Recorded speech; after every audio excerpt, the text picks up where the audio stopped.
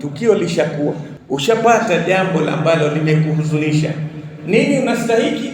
Fasabrun jamil. Hakuna lingine zaidi ya subira.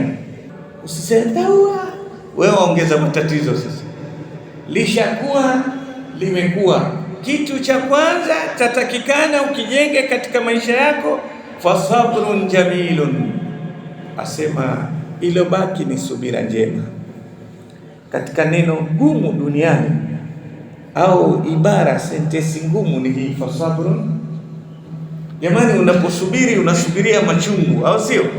Sasa utasubiri machungu vizuri vipi?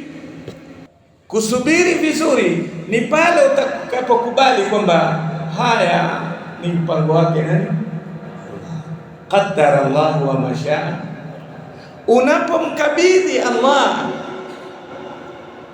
unapojitambua kwamba haya si kwa uwezo wake huyu alionifanya. Mwanadamu hawezi kukufanyia chochote.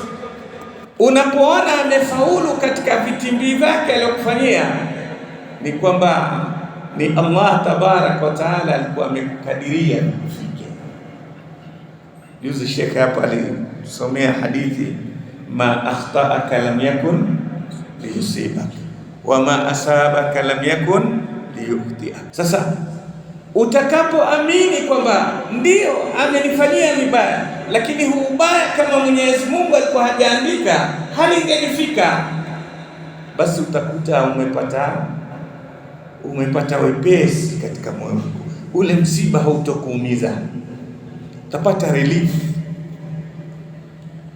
Lakini usipokubali ukasema, sasa kwa nini iwe hivi? Ndio hawa wenzetu sema why me, why me, why me, mpaka naye akajitia kitanzi why me. Tumeelewa? Akaongeza msiba wangapi?